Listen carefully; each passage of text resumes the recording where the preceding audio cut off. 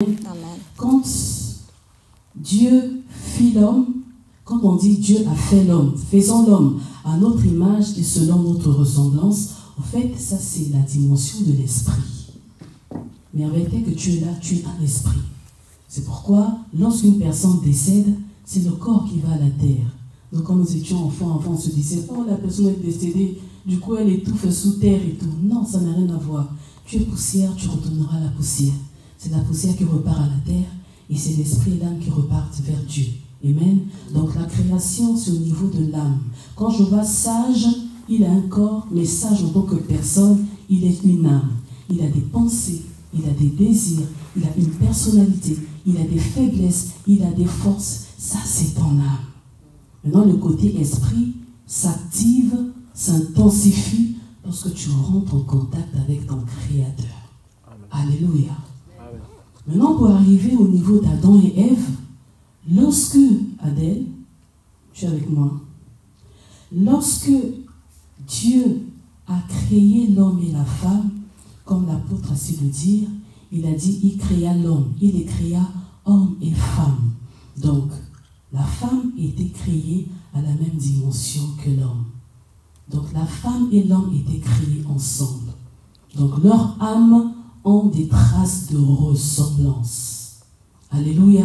On n'épouse pas une personne qui te plaît physiquement, mais on épouse, on se projette avec une personne qui a une ressemblance avec nous. Spirituellement d'abord, parce que faisons l'homme, c'est avec un grand H, comme l'apôtre a su le dire.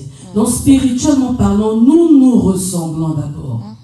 Et quand on se ressemble spirituellement parlant, alors on commence à travailler au niveau de l'âme. Et au niveau de l'âme aussi, ils étaient ensemble, dans le même élan. Maintenant, la responsabilité du travail au niveau de l'âme ne revient pas à Dieu, mais revient à toi et moi. Les deux conjoints, les deux aspirants. Amen. Vous voulez vous marier, alors c'est à vous maintenant de travailler votre ressemblance. Il y a certaines personnes, la ressemblance est dès le départ. Ouh, ça coule de source. Les points communs, etc. C'est tellement fluide. Mais chez certains, faut retrousser les manches. Il faut bosser pour la ressemblance au niveau de la personnalité. Amen. À l'école, on a appris que les opposés s'attirent. On est opposés, on s'attire. C'est vrai. Mais certains opposés aussi demeurent opposés. Amen. Et ceux qui s'assemblent se ressemblent.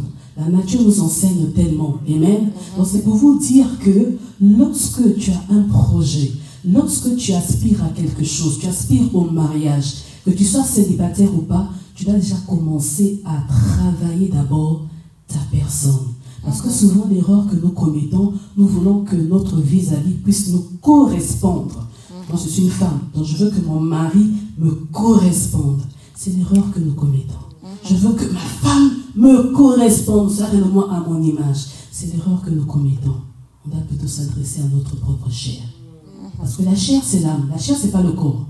La chair, c'est l'âme. Là, il y a les désirs, les émotions, les sentiments. Donc, je dois travailler d'abord ma chair, travailler ma personnalité afin que j'arrive à m'accorder à mon futur, à ma future. Est-ce que nous comprenons? Donc le travail, c'est avant tout personnel. Donc si Dieu lui-même, le Créateur, n'a pas supporté la solitude, il a manifesté, il a visibilisé son plan originel en créant l'homme et la femme, parce que dans l'éternité, après l'enlèvement, il y aura les noces de l'agneau. Christ viendra pour épouser son épouse. Amen. Dans ce qu'il a en tête, il visibilise cela. Donc le but de Dieu est que l'homme et la femme soient réellement un pour manifester sa gloire. Allô? Il faut que ça passe. Parce que si ça ne passe pas, les prochains chapitres seront compliqués. Amen. Amen. Alors, je vais lire ceci. Le mariage est ainsi le système racinaire de la famille. Il y a plusieurs familles aujourd'hui et qui ne bénéficient pas de la grâce du mariage. Le mariage est une alliance. Le mariage est une couverture. Le mariage est une protection. Amen. C'est très important. Alors le mariage ne fait que représenter la grâce que le Seigneur déverse dans un couple. Parce que quand on parle de famille, il y a des enfants, cela s'élargit, mais avant qu'il y ait des enfants, on commence quelque part. Là où il y a un père, là où il y a une mère. Là où il y a un homme et une femme. Un mari et une femme. Amen. Amen. Cette particularité se retrouve dans la Genèse. Genèse 2, le verset 24. Vous pouvez noter si vous voulez. C'est pourquoi l'homme quitte son père et sa mère et s'attache à sa femme et ils deviendront une seule chair. Amen. Je vais revenir là-dessus, mais j'aimerais vous donner simplement les autres définitions sur certains points, toujours sur le mariage. Et puis on ne reviendra plus du tout sur ça. Alors, qu'est-ce qu'un mariage traditionnel? Le mariage traditionnel, c'est la reconnaissance, c'est l'accord, c'est l'acceptation des deux familles. Amen. Une union sur leur enfant.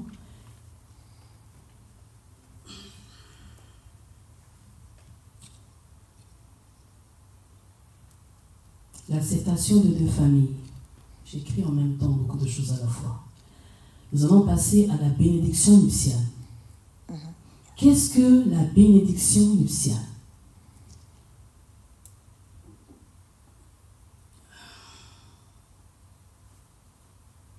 La bénédiction nuptiale, c'est cette bénédiction-là qui apporte la sécurité, la protection, mais aussi c'est un engagement à vivre selon les valeurs de la religion. Mais nous, on ne parlera pas de religion, on parlera de chrétienté, selon les valeurs bibliques. Amen. Amen. Et à élever les enfants dans la foi chrétienne. J'ai aimé, je ne sais pas si c'était un audio, une vidéo que le frère Chris avait partagé tout récemment. Et j'ai aimé vraiment ce fardeau-là parce qu'il parlait réellement des familles chrétiennes. Aujourd'hui, les familles chrétiennes, on voit papa et maman qui prient, qui servent, qui sont vraiment dans cet élan-là, mais les enfants sont out. Amen. Et même à l'église et tout, les enfants sont là, les enfants ne sont pas du tout engagés. Amen. Lorsqu'on se marie en Christ, on embarque tout le monde. Amen.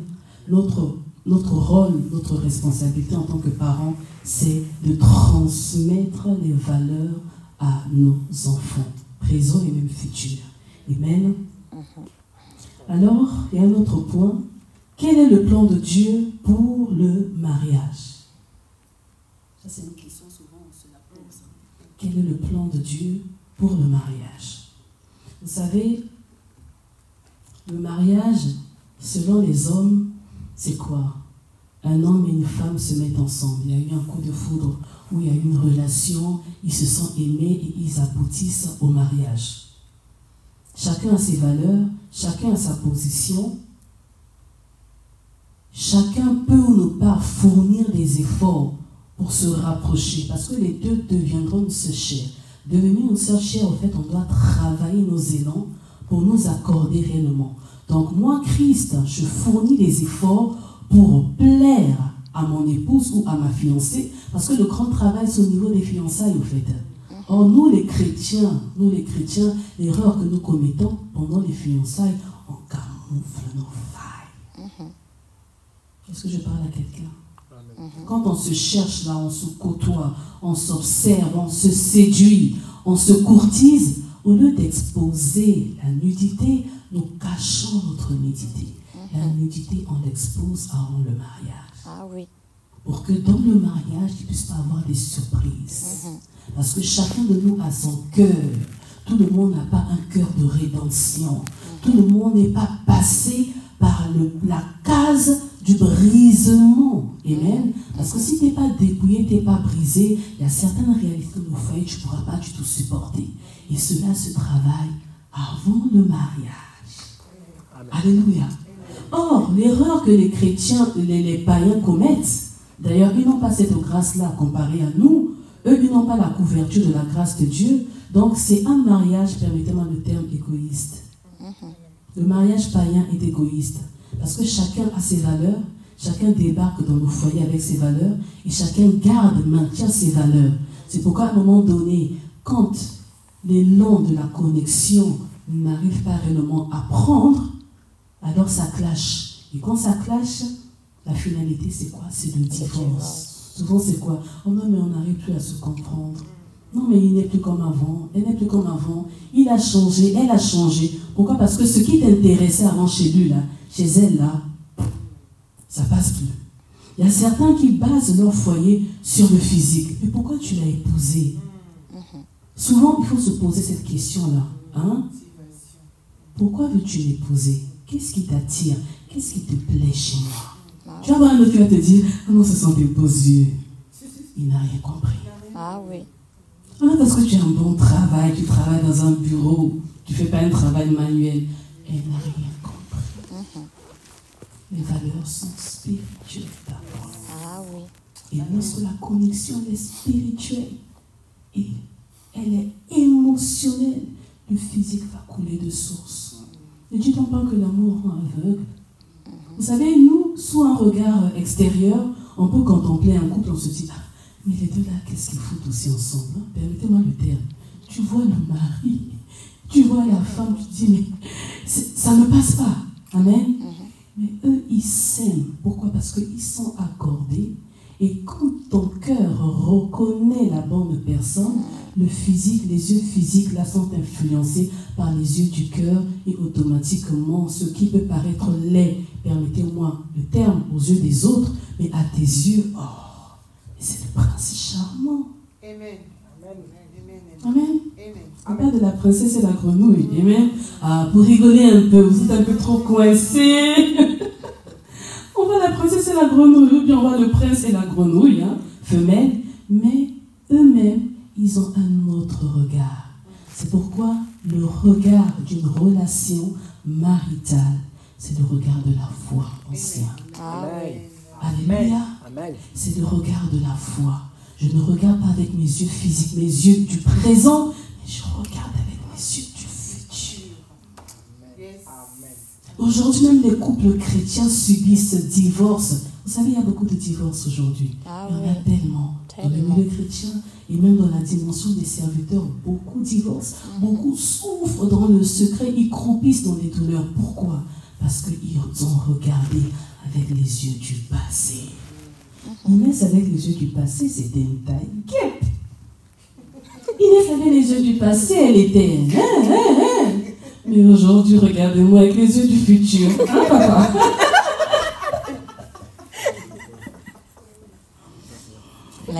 Je me rappelle quand nous étions jeunes, quand nous donnions des cours sur la vie du futur. Moi, personnellement, j'avoue que je m'ennuyais. Maman Chimène, quand se le disent, on n'est pas propre en tout. Moi, je m'ennuyais parce que ce n'était pas ma tasse de thé. Il fallait quand même être là physiquement. Alors, cette maman-là nous expliquait, elle nous disait que, vous savez, nous, quand on grandissait, on nous disait que pour choisir une femme, au fait, il faut d'abord regarder sa famille. Tu regardes d'abord ses sœurs, tu regardes ses frères, tu regardes sa maman. Parce que si tu regardes sa maman, tu peux automatiquement te projeter, au fait, que ma chérie, elle est là toute mignonne. Regardez ça, elle est toute mignonne là et tout. Hein. Amen. Mais non, quand je regarde sa mère, je me projette 20 ans plus tard. Ça, c'est une logique humaine. Parce que même dans le monde aussi, il y a une sagesse. Amen. La sagesse humaine nous aide partiellement, mais on ne doit pas se baser que sur ça. Donc, elle nous faisait comprendre que cette mentalité-là, on l'a même ramenée dans l'église. Amen. Donc, aujourd'hui, pour choisir, tu fais des calculs. Non, mais elle, déjà, si elle est forte, dans 2 matins, avec 5 enfants, elle va devenir comment? Ça ne veut rien dire. Amen. Ça ne veut rien dire. Le plus important, c'est le côté de l'âme. Si le côté de l'âme est travaillé, vous êtes accordé, tu diras à ta femme, ma chérie, par rapport à ta corpulence, il faut travailler, il faut faire ci. Et elle a une manière de le faire. Elle, pour continuer à te plaire, elle va le faire. Non pas par contrainte, mais par amour. Pour elle-même et aussi pour toi. Parce qu'avant d'aimer l'autre, tu dois d'abord t'aimer toi-même. Vous voyez comment les choses sont tellement biaisées? On rentre dans les foyers, dans les couples, alors qu'on est nous-mêmes déjà déformé. Amen. Tu n'as pas d'estime de soi par rapport à la maison de ton père, ce que tu as vécu. Il n'y a pas d'estime, il n'y a pas de confiance en soi. Tu es fragile déjà émotionnellement parlant. Alors, si on ne te prépare pas, on ne te forme pas, on ne prie pas pour toi, on ne guérit pas tes blessures intérieures, bah, tu vas entrer dans le foyer comme un blessé de guerre. Et si tu es un blessé de guerre, mais tu vas assommer la fille d'autrui. Tu vas assommer le fils d'autrui. L'amour ne suffit pas. Amen. Alléluia, tu vas acclamer le Seigneur. Ah oui.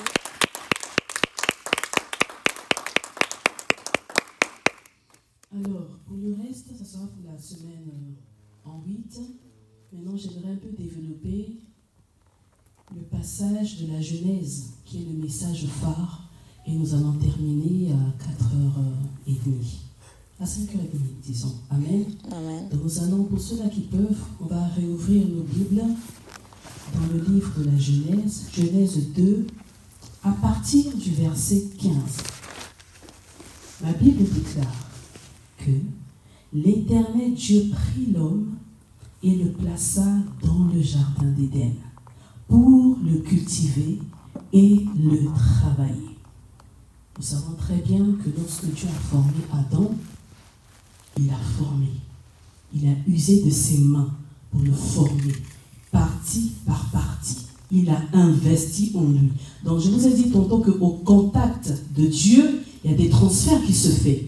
Quand je rentre en contact avec le Seigneur, Dieu me transmet de lui. Amen. Moi, je lui transmets de moi et lui, il me transmet de lui. Donc lorsque Dieu formait, il pétrissait Adam, il lui transmettait de lui-même dans son corps. C'est un peu trop profond. Tu comprends, ancien? Non seulement il a transmis en faisant l'homme, il a transmis en créant l'homme, mais il a aussi transmis en formant l'homme.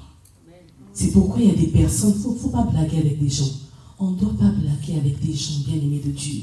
En réalité, l'homme, c'est l'esprit, mais l'esprit influence l'âme et le corps. Amen. Rien qu'au contact d'une personne qui est consacrée, qui est dans les profondeurs avec Dieu, tu peux vivre des choses extraordinaires. On parle de transfert. Amen. C'est pourquoi nous ne critiquons pas les gens. Parce qu'on ne connaît pas leur secret avec Dieu. Alléluia. Il y a des gens qui ont reçu leur délivrance, leur miracle, juste pourquoi? Parce que maman Inès est assise là. Bon, je ne parlerai pas de moi, soyons humbles. Sage s'est assis là. Et lorsqu'il se lève, toi, par le décret de ta foi, tu viens, tu t'assois là. Pouf! On a vu cela, on a expérimenté cela quand nous étions jeunes. Amen. La personne tombe, reçoit sa délivrance. Et quand elle fait le témoignage après, elle avait été pronostiquée diabétique ou pronostiquée des maladies très compliquées du blé, vous savez. Amen. Mais rien qu'au contact là, elle a reçu sa délivrance, sa guérison miraculeuse. Pourquoi? Parce que encore, c'était assis sur une chaise. Aspirons à cette dimension-là. Et une personne qui est dans cette dimension, c'est là où elle va. Ah oui.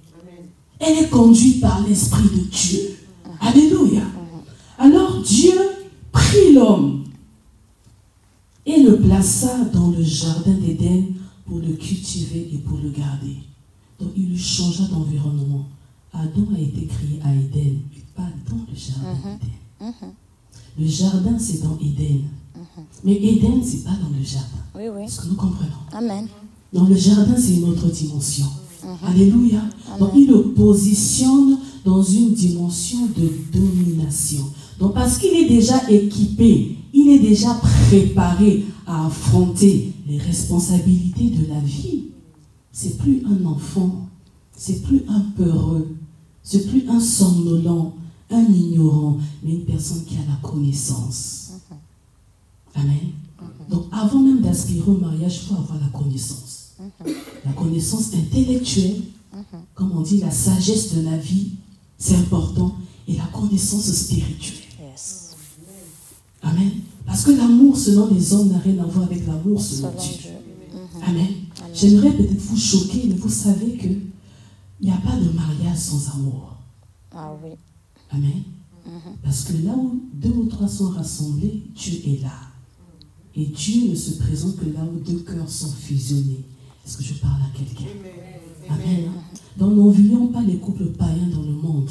On se dit, voilà, ils sont mariés, entre guillemets, mais ils ne sont pas réellement mariés.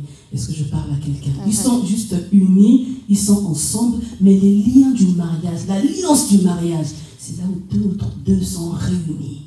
Ils sont ensemble. 2 ou 3. Tu vas me dire, 3 c'est qui? 3 c'est le troisième fil, c'est le Saint-Esprit. En mon nom, je suis là. C'est pourquoi la base, bien aimé, épousons les chrétiens. Mariez-vous avec les chrétiens. Miguel, Philon, les chrétiens. Je sais qu'on vous fait la cour, Mimi, à l'extérieur. C'est clair. Je me marie avec un chrétien, même si ça ne sera jamais parfait, mais je sais que le 3, là, le troisième homme, là, le troisième fil, c'est le Saint-Esprit. Et dès lors que le Saint-Esprit, l'Esprit de Christ est là, on va y arriver. Parce que là, la présence de Dieu va nous guérir, va nous transformer, va nous soutenir. Là, il y avait les plaies, là, il y avait les déceptions, là, il y avait les blessures, là, il y avait les échecs, les trahisons. Le Saint-Esprit va faire son travail en nous, tout doucement, tout doucement. Et dans 2 matins, tu es restauré. Alors que tu avais un poids dans le cœur, et jour après jour, tu commences à te sentir mieux. Qui fait ça? C'est le Saint-Esprit qui fait ça. Alléluia. Oh, mais acclame un peu le Seigneur toi aussi. Dans le jardin, pour le cultiver et pour le garder. Le jardin, ce n'est pas pour Dieu. Le jardin, c'est ta destinée. Le jardin, c'est notre vie. Donc Dieu te positionne comme étant boss de ta vie. Tu es l'acteur de ta vie, l'actrice de ta vie. Donc avant même que Ève puisse venir, Adam doit être vaillant. Amen. Il a déjà travaillé son environnement, il a déjà tout disposé, afin que quand elle va venir là, elle se pose aussi. Est-ce que nous comprenons le langage? C'est pour ça qu'ils sont en train de se battre là, le boulot compliqué. Pourquoi? Parce qu'ils préparent là le terrain pour Anna. Après, il y a aussi d'autres circonstances. Vous savez, notre Dieu est le maître du plan. Il y a certaines personnes, quand ils se mettent ensemble, tu vois le gars, tu te dis, ah mais il n'a rien, on va aller où là? Parce que dans la vie de l'homme, il peut ou ne pas avoir des biens physiques, mais ce qui doit compter, ce qui prime, c'est la vision. Fille, jeune fille, épousez des hommes qui ont des visions.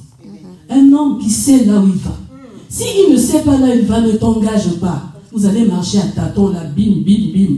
Pourquoi? Parce qu'il ne sait même pas là où il va. Quand il sait là où il va, toi tu arrives avec la provision. Amen. Il y a des couples, le mari ne travaille pas, mais c'est la femme qui travaille. C'est elle qui apporte. Et elle apporte parce qu'elle sait que je regarde avec les yeux du futur. Aujourd'hui, il n'a rien. Mais parce qu'il a une vision, là, la vision là va germer. La vision là va produire du fruit. La vision là va se concrétiser. Alors moi, je suis Ève. Moi, je suis une porteuse de vie. Je porte en moi la vie. Et si je porte en moi la vie va finir par sortir. Les gens vont regarder cette vie-là et cette vie-là